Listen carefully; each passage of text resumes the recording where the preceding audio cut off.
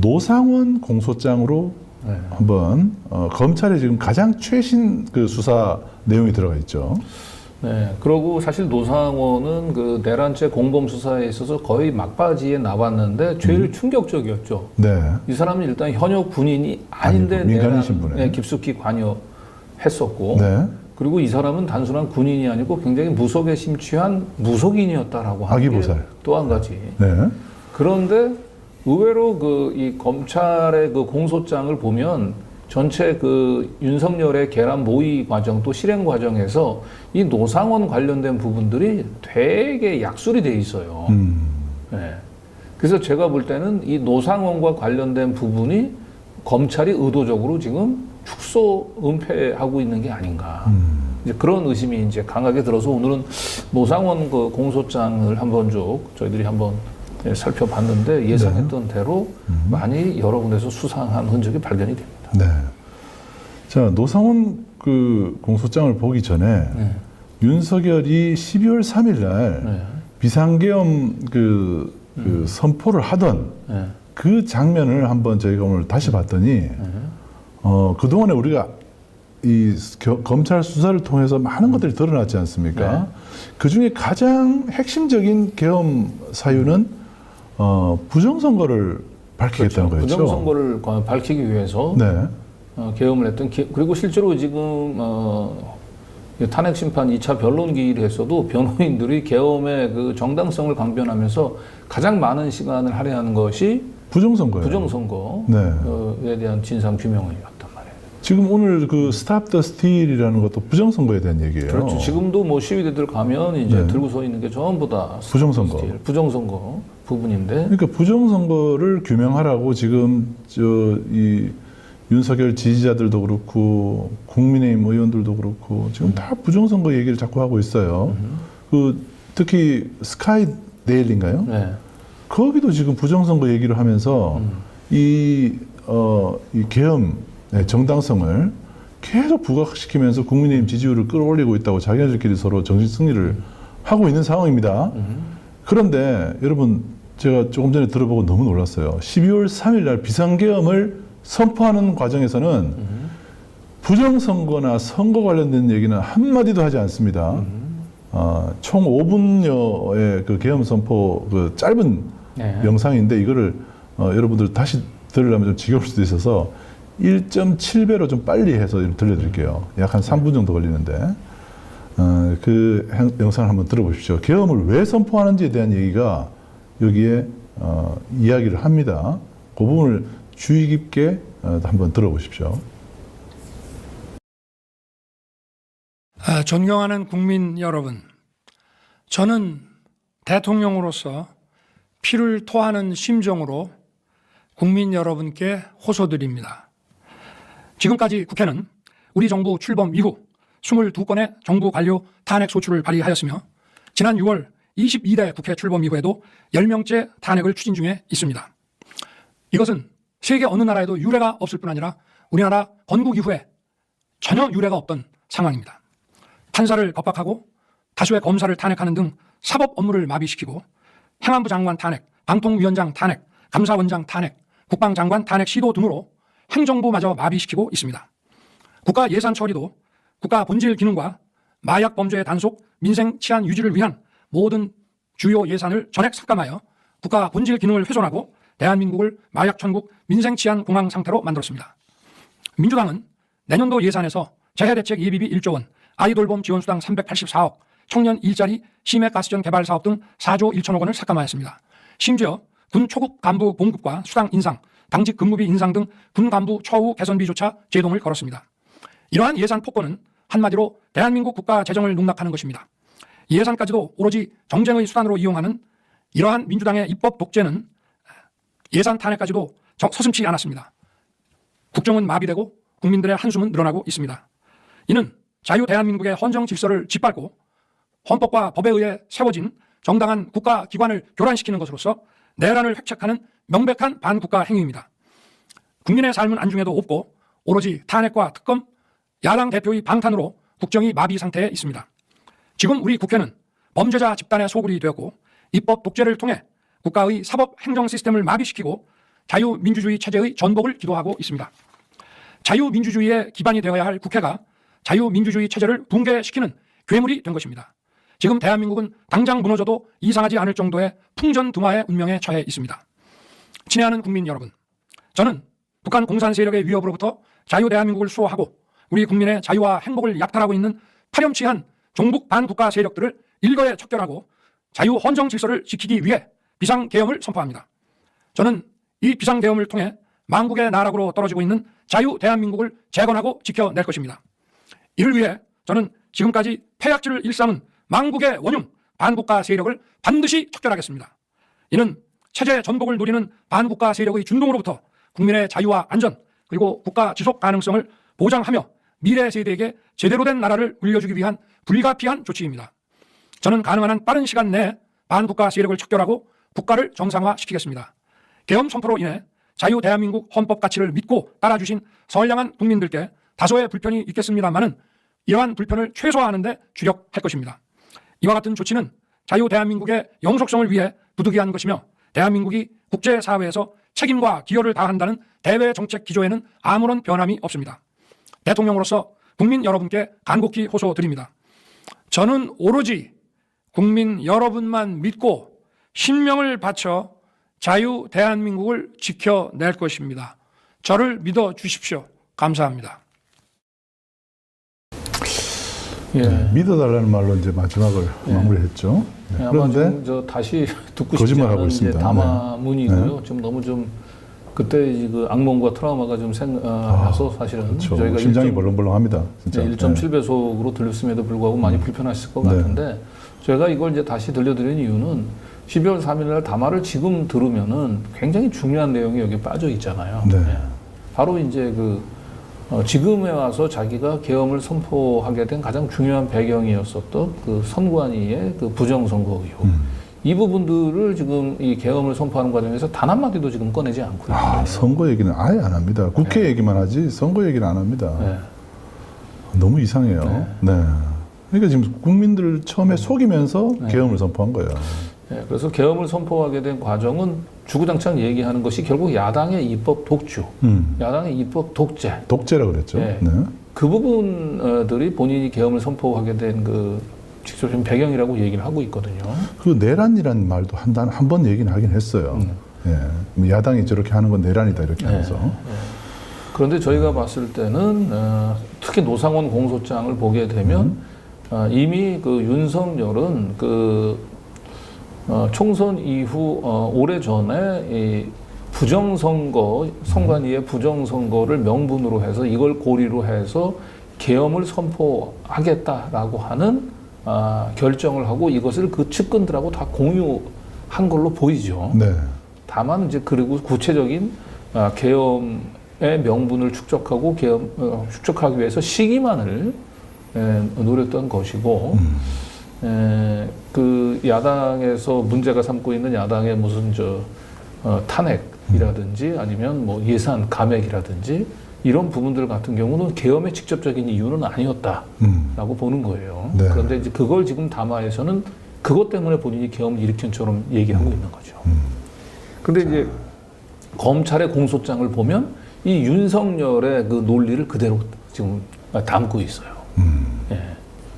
외려 이 윤석열의 그 논리를 깨고 당신이 실질적으로 계엄을 일으킨 것은 부정선거를 가지고 이 계엄을 하려고 진작서부터 결정을 했었잖아 라고 공소장을 적어야 돼요. 그리고 나서 그 뒤에 그 야당의 입법 독주는 핑계에 불과하지 않냐라고 하는 걸로 치고 들어갔어야 되는데 지금 검찰의 공소장은 그렇지 않아요. 야당의 입법 독주 때문에 윤석열이 계엄을 결심한 거죠. 그래서 이 전체적인 공소장에서 부정선거 의혹과 관련된 부분들은 굉장히 축소가 돼 있어요. 예. 이건 검찰이 의도적으로 저는 짜놓은 프레임이라고 봅니다. 네. 자, 노상원 공소장을 저희가 오늘 입수를 해서요. 예. 오늘 이제 일부 지금 이제 일부 파트만 오늘 분석을 해서 먼저 보도해 드립니다. 자, 여기 땡땡이라는 사람이 바로 노상원. 무직입니다. 군인이 아니에요. 네. 군인이 아닙니다. 무당 아닙니까? 무속인 아닙니까? 직업은 애기보살. 네. 아기보살이죠. 1월 10일자로 이제 기소가 되었고요. 중앙지법에 보낸 건데 국회 제출용으로 해서 이렇게 죄명은 내란 중요 임무 종사와 직권남용 권리행사 방해로 되어 있습니다. 네. 자, 여기 이제 두 번째, 이제 15페이지 이제 부분부터 한번 보죠. 네, 오늘 아마 이제 영장실질심사 과정에서도 그 윤이 그 계엄의 정당성을 이제 강변을 하면서 아마 인용했을직한 대목이 아마 이 대목이 아닐까 싶어요. 아, 그렇죠. 네. 그런데 실질적으로 보면 대통령 가땡땡 윤석열이죠. 윤석열이죠. 네. 네, 윤석열이 12월 1일 날 11시경. 나땡땡은 저 김용현을 불러서 그러면서 이제 계엄을 저렇게 자기가 저래서 해야 되겠다라고 설명했다는 거죠. 어느 나라 국회에서 22건이나 되는 탄핵을 발의하고 감사원장을 탄핵해서 헌재 심판단에 세우냐, 이건 선을 넘었다. 특정인을 수사하는 검사 3명을 탄핵하는 것도 말이 되냐. 사법체계가 아무러진 것이 이상하다. 초유의 예산 삭감이 발생하고 사법체계가 무너지고 정부 주요 인사들에 대한 탄핵이 시도되고 감사원장과 검사 3명까지 탄핵하는 것은 사법뿐만 아니라 행정까지 마비시키는 폐악질이다고 하면서 이걸 여기서 중단시키지 않으면 나라의 미래가 없다라고 분노하였고 국가의 비상대책을 강구해야 한다고 말하였다. 아, 그러니까 지금 계엄 선포 이유를 크게 말하면 공직자 탄핵 그리고 예산 삭감 네. 이 두 가지를 주된 이유로 해서 김용현에게 계엄 이틀 전에 지시를 했다 이런 얘기죠. 네, 저것만 보면 사실상 윤석열이 12월 1일 날 그 야당의 예산 삭감이라든지 아니면 탄핵 남발하는 것을 보고 계엄을 결심한 것처럼 예, 그렇게 지금 읽히잖아요. 그러네요. 그죠? 네. 저걸 그대로 김용현이 주장한 내용들을 그대로 저건 받아 적은 겁니다. 제가 볼 때는. 저건 뭔가 검찰과 김용현의 이해관계가 좀 맞아 떨어진 걸로 봅니다. 근데 나중에 이제 얘기를 하시겠지만 저 12월 1일 이전에 이미 윤석열은 다 김용현을 통해 가지고 계엄을 준비하라고 다 지시를 이미 내렸어요. 10월 달에. 그러니까 이미 계엄을 하겠다라고 결심을 15월 달에 한 거예요. 12월 1일 날 저런 이유 때문에 계엄을 해야 되겠지라고 마음먹은 게 아니란 말이에요. 이걸 검찰이 모를 리가 없는데 검찰은 이렇게 적은 겁니다. 자, 다시 정리하자면 계엄을 먼저 하기로 결정해요. 예. 그리고 계엄의 이유는 나중에 등장합니다. 그렇죠. 공소장을 보면 너무 이상해요. 네. 계엄의 이유가 나오고 그래서 안 되겠다 우리 그럼 계엄할까 이렇게 하는 게 아니고 계엄하자 그렇게 얘기하고 나서 계엄을 사전에 결심을 하기로 했다라고 하는 것을 보여주는 굉장히 중요한 사실이 이 공소장에 적시가 돼 있어요. 나와 있어요. 네. 그러니까 앞뒤가 안 맞는 거예요. 안 맞는 거예요. 네. 자, 이게 이제 배경이 나오죠. 네. 네, 이거는 이제 공소장에 추가적으로 배경을 추가 설명하는데 여기에 이제 선관위 얘기가 들어가 있어요. 네. 근데 지금 보면 자, 대통령 윤석열과 그리고 이제 김용현 국방장관은 야당이 쟁점 법안들에 대한 단독 처리를 강행하고 간첩법 개정에 반대하며 정권 퇴진 탄핵 집회를 지속하고 국무위원 등 다수의 고위 공직자들을 탄핵하며 민주당 대표에 대해 유죄를 선고한 판사에 대한 탄핵까지도 검토하고 한성진이죠. 정부가 추진하는 주요 사업의 예산을 삭감하며 네, 요까지는 아까 나왔던 12월 1일 요까지예요? 김용현한테 얘기했던 얘기가 동일해요. 그리고 12월 3일 날 계엄 선포할 때 얘기했던 것도 이런 맥락으로 얘기한 네. 거잖아요. 네. 그런데 요 다음이 새로 들어온 거예요. 네. 선거관리위원회의 부정선거 의혹과 여론조사 기관의 여론조작 등으로 국정 운영이 어려워졌다는 이유로 비상계엄을 선포하기로 했다. 네. 여기서 네. 갑자기 새로운 얘기가 나와요. 부정선거 진상규명을 계엄의 하나의 배경으로 지금 설명을 하고 있는데 검찰 공사장의 가장 큰 문제점은 윤석열이 저렇게 판단했던 이유, 누구로부터 이 부정선거 진상에 대해서 얘기를 듣고 이 진상규명을 위해서 계엄을 일으켜야 되겠다라고 하는 걸 모의한 과정이 공소장 어디에도 없어요. 안 나와 있단 말이에요. 네. 갑자기 갑툭튀로 저게 등장하는 거예요. 계엄의 배경을 설명을 하면서. 네. 저는 그래서 선관위 진상규명, 부정선거 진상규명하는 과정에 노상원, 그 다음에 정보사 사령관, 방첩사령관뿐만 아니고 검찰도 관련이 되어 있다라고 봅니다. 저는. 그래서 빼고 나니까 네. 갑자기 뭔가 맥락 없이 뭐가 등장하는 게 지금 선거관리위원회예요. 네. 부정선거예요. 그러니까요. 맥락 없이. 네. 다른 거는 맥락이 있어요. 근데 부정선거는 맥락 없이 그냥 네. 갑툭튀한 겁니다. 계엄의 배경으로 왜 이 선관위의 부정선거 의혹 부분들이 저걸 진상을 규명해야 되겠다라고 하는 게 어떻게 윤석열이 저런 마음을 먹었는지 부분들에 대한 설명이 없습니다.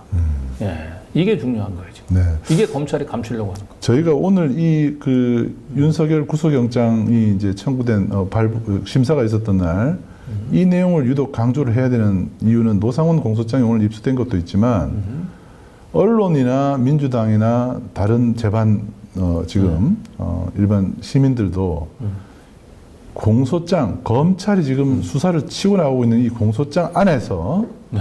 뭔가 수상한 구석들이 지금 계속 드러나고 있다는 네, 거예요. 검찰의 의도와 프레임을 우리가 여기서 꿰뚫어 봐야 됩니다.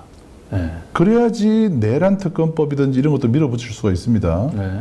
네, 지금 검찰한테 수사 맡겨놓으면 큰일 납니다, 진짜. 네. 윤석열을 오히려 지금 날개 달아줄 수 있는 위험한 상황입니다. 네. 자, 그래서 오늘 이게 저는 언론에 이미 나왔지 않았을까 싶었는데 이 부분들이 안 나왔더라고요. 없어요, 굉장히 중요한 없어. 사실. 네, 없습니다 지금. 아니, 요 다음 슬라이드에 네, 보면, 네, 요거. 네, 아니요, 요거죠? 다음 슬라이드. 네, 네. 네.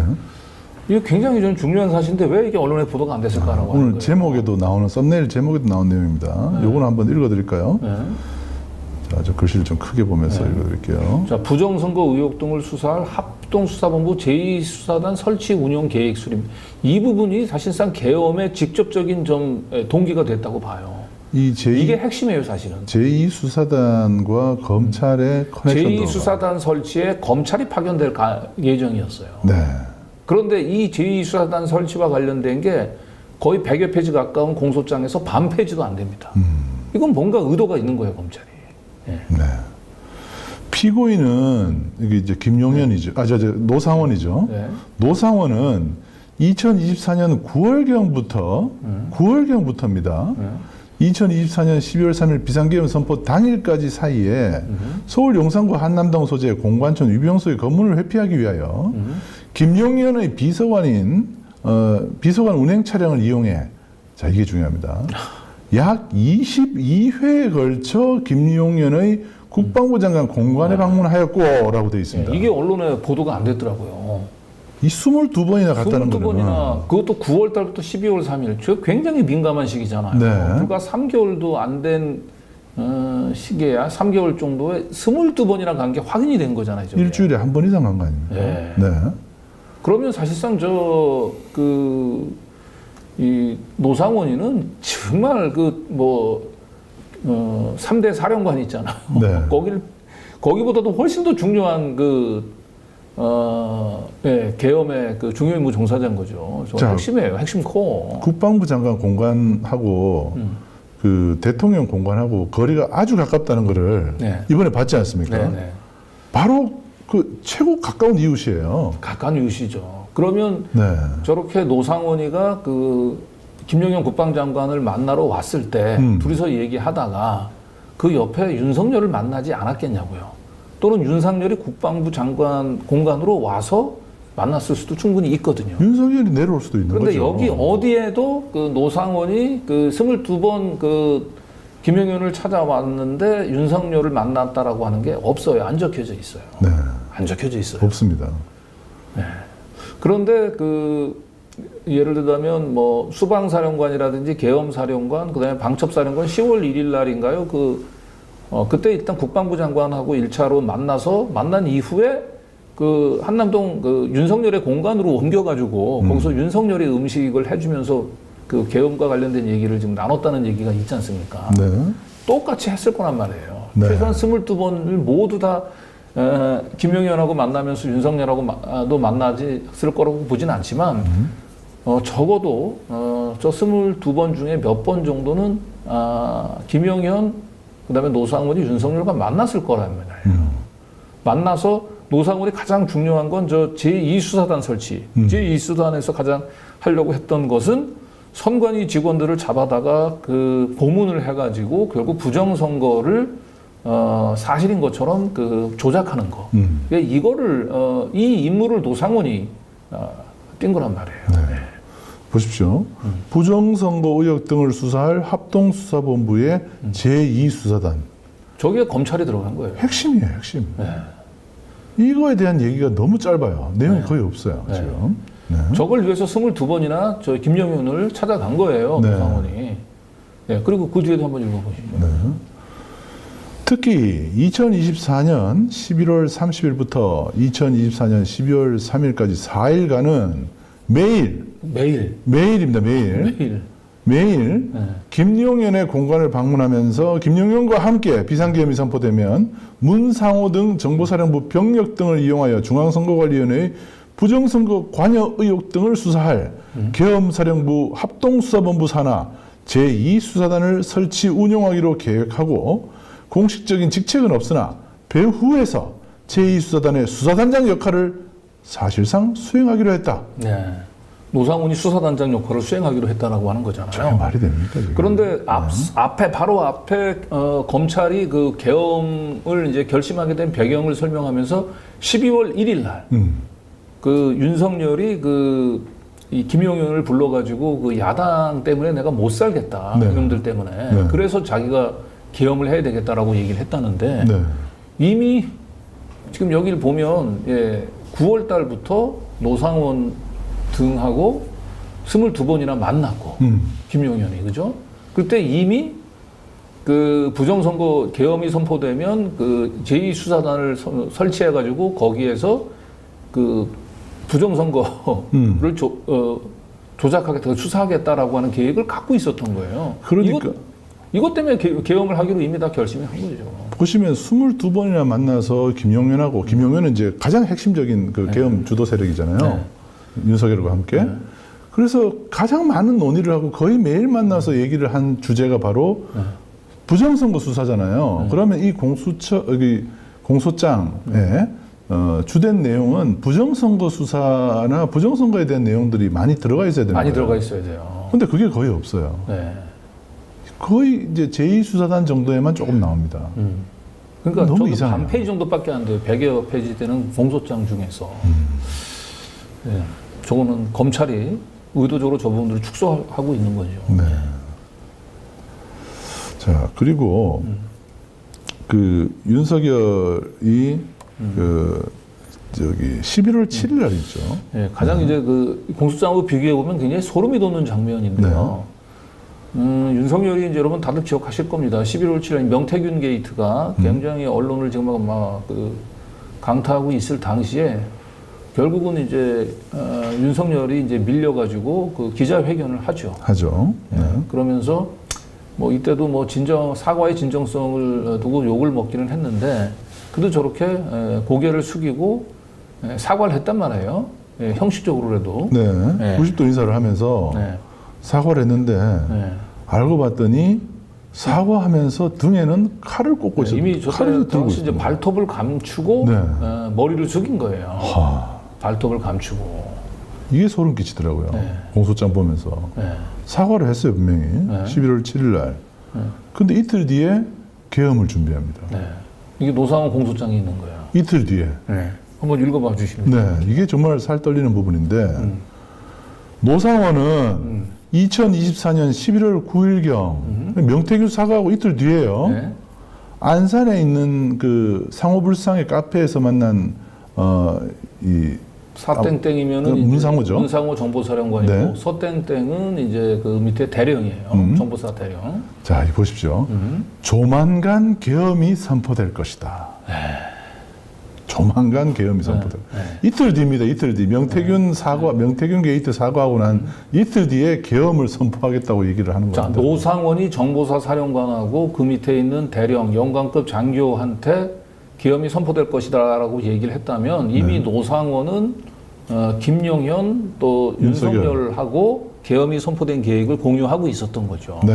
그러니까 적어도 11월 9일 이전에 결국 부정선거 의혹을 고리로 해서 계엄을 하겠다라고 하는 계획은 이미 그들은 다 짜져 있었던 거예요, 이미. 네. 예. 예. 그러면 합동수사본부 수사단이 제2수사단이죠. 네. 구성될 텐데 내가 단장을 맡을 예정이다. 부정선거를 규명하기 위해 너희들이 선발해둔 인원들을 데리고 중앙선거관리위원회에 들어가서 직원들을 잡아와야 합니다.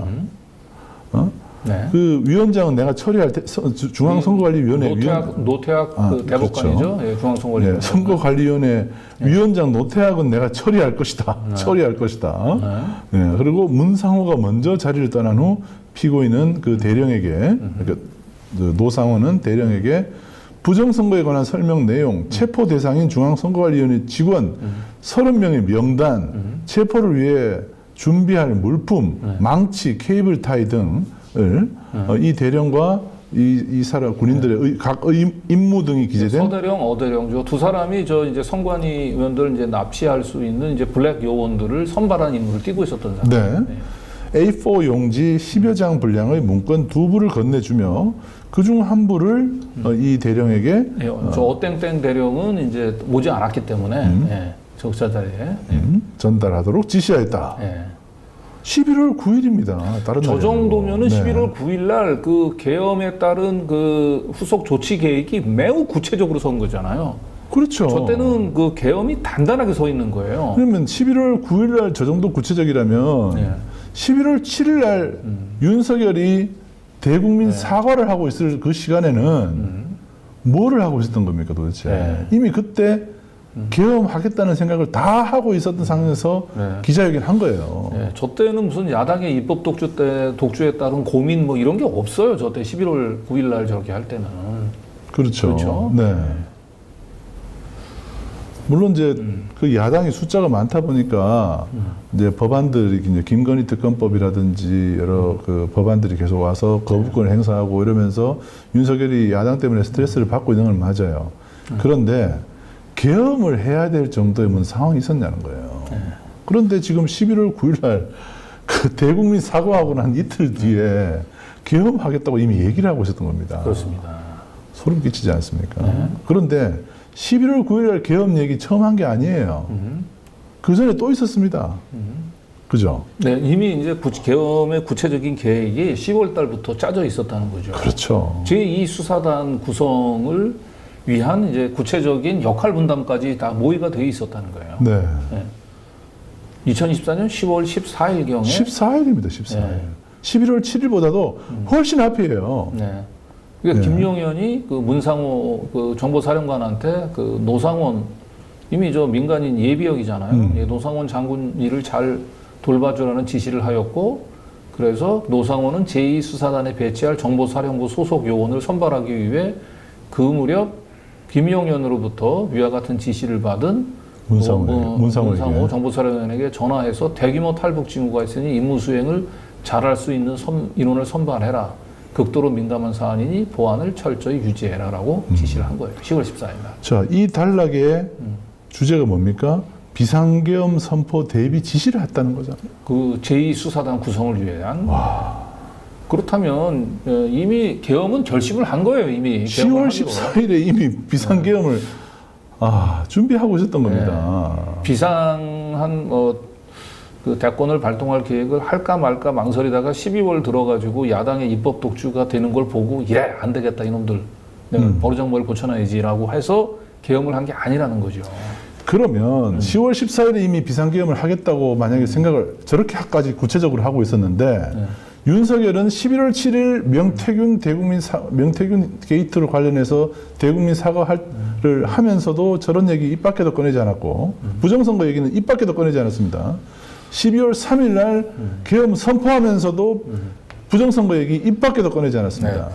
자, 어쨌든 그래서 그 검찰의 공소장에 적시돼 있는 그 윤석열이 계엄을 결심하게 된 배경, 김용현한테 12월 1일 날 털어놨던 그 잇따른 야당의 입법 독주, 이런 것은 계엄의 직접적인 배경이 아니고 계엄을 정당화하기 위한 그냥 명분에 불과, 구실에 불과하다라고 하는 것들을 한번 하나하나 한번 좀 보여드리죠. 네.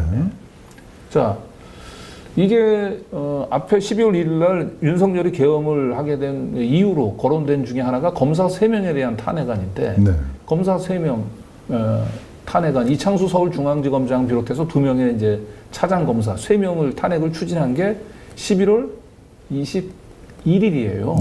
네. 추진 발표한 게. 그런데 이미 10월 달부터 음. 그리고 늦어도 11월 9일 날 계엄을 곧 선포할 것이라고 하는 얘기가 나왔잖아요. 네. 계엄을 선포할 것이라고 얘기가 나온 이후에 검사들 3명에 대한 탄핵안 추진이 된 거예요. 추진이 된 게 12월 22일. 김건희 특검법 이제 네, 불기소하면서. 이거는 그러니까 계엄의 그 추진 배경이 아니라는 거죠. 네. 네. 자, 그리고 네. 감사원장 탄핵 얘기도 아까 했잖아요. 네. 그것도 역시 11월 28일이에요. 그러니까 다 이 이전에 이미 범죄 계엄을 선포하기로 다 결정을 하고 난 뒤에 일어난 일이란 말이에요, 이거는. 그런데 네. 정작 계엄을 선포하던 그 순간에는 그 제일 처음에 계엄을 해야 되겠다고 생각했던 이유들은 다 사라지고 감추고 은폐하고 지금 이 계엄 선포하기 직전에 나타난 이슈들을 가지고 네. 계엄의 이유라고 설명을 했던 것입니다. 네. 핑계를 댄 거죠. 네. 핑계를 댄 거죠. 네. 그리고 예산을 그 감액한 얘기도 본격화된 게 11월 말이에요. 11월 29일 날. 네. 네. 그런데 이미 11월 9일 날 노상원은 정보사령관한테 계엄이 곧 선포될 거라고 얘기를 했잖아요. 그러니까 이 예산안 감액 때문에 그 계엄을 하게 된 게 아니라는 거니까요. 네. 네. 이걸 검찰이 모를까요? 검찰이 모르지 않았을 텐데 공소장에 보게 되면 윤석열이 계엄을 선포하게 된 배경들 전부 다 이걸 그대로 적시하고 있어요. 네. 예산 감액안이라든지 감사원장 탄핵, 그다음에 검사들 3명에 대한 탄핵들을 보면서 이대로는 안 되겠다. 내가 계엄을 해야 되겠다라고 윤석열이 그때 김용현한테 털어놨다는 거예요. 말이 안 돼요. 김용현하고는 이미 계엄을 선포하기로 이미 그 전에 다 해서 계획까지 세워놓은 거예요. 치밀하게. 선관위원 직원들을 계엄이 선포되면 누가 가서 잡아올지 다 그 역할 분담까지 지금 다 된 상태인데 뭘 12월 1일 날 가가지고 이놈들 안 되겠다 야당하는 짓거리를 보니까 이렇게 했다는 건 아니라는 거예요. 이게. 이건 검찰이 의도적으로 그렇게 프레임을 짠 겁니다. 야당의 입법 독주 때문에 윤석열이 계엄을 결심하게 된 것이다. 라고 얘기를 한 거네요. 야당이 이거는 네, 윤석열, 김용현, 검찰이 사실상 계엄의 그 배경을 의도적으로 지금 물타기 하고 있는 걸로 좀 보였습니다. 그래서 윤석열이 공수처에서 묵비권을 행사하고 아무것도 얘기를 하지 않고 있는 것도 바로 그런 이유가 있었지 않나 싶습니다. 네. 자, 이것도 보시면요. 네. 검찰이 공소장에 검찰을 윤석열이- 쭉 보시면은요. 자, 지금 아까 쭉 보시면 노상원이라든지 노상원이 22번 찾아갔고 네. 노상원이 그 문상호 정보사령관에게 그 사전에 11월 9일 날 계엄 선포될 거라고 얘기를 했잖아요. 네.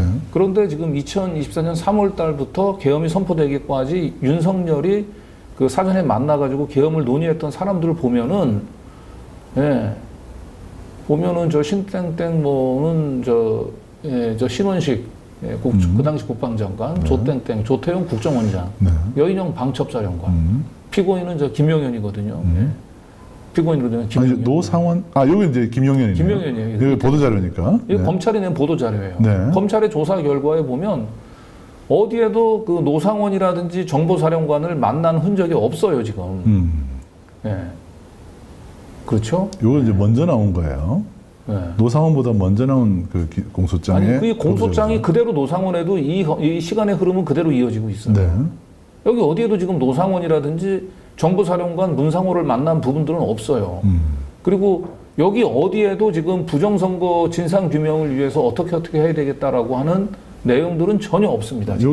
여기 이제 11월 30일 날 여기 부정선거 찾아야 된다 이런 거 있긴 있네요. 네, 11월 30일 날 이제 네. 비로소 그게 나왔는데. 네.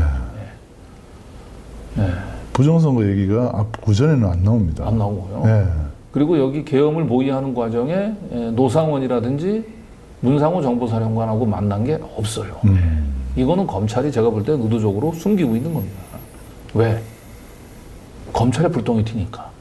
노상원이 문상호 정보사령관하고 만나서 계엄이 설치되면 무조건 합수부에 제2수사단을 설치를 하고 그 제2수사단에 검찰을 파견받기로 돼 있습니다.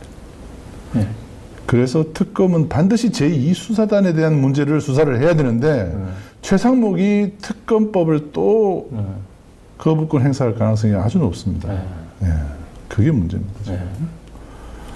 자, 이 보시면 10월 14일에 정보사에 이 제2수사단 준비 지시를 한 거 이때예요. 네. 그죠? 이때. 그렇죠. 예, 10월 달에 이미. 그리고 11월 9일 날 노상원이 조만간 계엄 선포될 거다라고 이미 얘기를 해놓고 있었습니다. 네. 그런데 지금 검찰의 타임라인에 보면 뭐라고 되어 있습니까? 11월 9일 날. 11월 9일 날 예, 윤석열이 피고인 김용현하고 여인영, 광적사령관 그리고 특전사령관. 소방사령관, 특전사령관하고 특별한 방법이 아니고서는 해결할 방법이 없다. 이런 정도 얘기했다는 거잖아요. 여기다가 계엄이라는 말을 또 안 적어요, 또. 네. 그죠? 이때까지만 해도 그죠? 노상훈은 계엄 선포할 거라고 얘기를 했잖아요. 예, 그런데 검찰에는 저 때까지는 계엄이라고 하는 얘기가 직접 거론이 안 된 것처럼 저렇게 쓰고 그렇죠. 있어요. 예. 계엄은 11월 24일쯤에서야 비로소 네. 김용현이 자기가 알아서 계엄 선포문 같은 걸 준비했다 이렇게 돼 있어요. 그렇게 돼 있어요 지금. 예. 저기 11월 9일 날 김용현이 아니고 노상원이 이제 계엄을 곧 선포할 것 같다라고 얘기를 했다면 이미 윤석열과 김용현 차원에서는 다 그 이전에 예, 계엄을 하기로 결심을 한 거죠. 자, 이거 보시면요. 윤석열은 철저히 자기가 자발적으로 얘기한 게 아니라 계엄에 대한 얘기를 하지 않고 김용현이 그냥 자기가 대통령이 저렇게 생각을 많이 하니까 자기가 알아서 이렇게 2017년 계엄 문건을 들고 와서 계엄 선포문을 작성하고 이렇게 한 걸로 돼 있어요. 윤석열을 살려주기 위해서 검찰이 잘 디자인을 해서 지금 공소장을 작성하고 있는 거예요. 그렇습니다. 저렇게 되면은 법원에서도 검찰이 저렇게 다 발라내가지고 윤석열에 대한 부분을 다 발라내가지고 윤석열은 별로 오물이 안 묻도록 디자인을 해서 그 공소장을 써버리면 윤석열을 어떻게 할 수가 없어요. 그래서 윤석열은 공수처에서 한마디도 안 하고 있는 겁니다. 그래서 다시 한번 얘기하지만 시간상으로 봤을 때 그 감사원장 탄핵, 그 다음에 검사 3명에 대한 탄핵, 그 다음에 그 예산 이 감액안 추진, 이것은 계엄의 직접적인 배경이 아니라는 거예요. 그거는 아까 보여드렸듯이 전부 11월 28일 이후에 있었던 일이에요.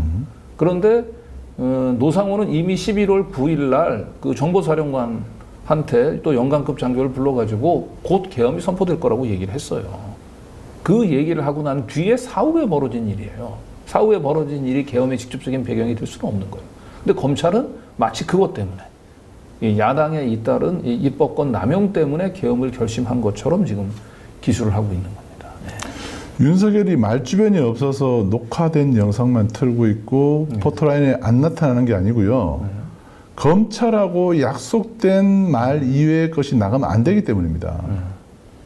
이 검찰의 공소장을 보면 볼수록 윤석열은 검찰이 짜놓은 각본대로 철저하게 자기를 감추고 있습니다. 네. 아무런 근거도 없이 그 선관위 부정선거 의혹을 가지고 계엄을 선포하기로 했다라고 얘기한다면 윤석열은 더 이상 살아날 수 있는 그거 없어요. 그러니까 검찰 입장에서도 윤석열은 어차피 정리를 해야 되지만 야당의 입법권 남용 때문에 계엄을 일으켰다고 얘기한다면 윤석열은 사법적으로는 심판을 받더라도 정치적으로는 부활할 수 있는 그런 근거로 되거든요. 이건 검찰의 이해관계와 윤석열의 이해관계가 맞아떨어지는 거죠. 네.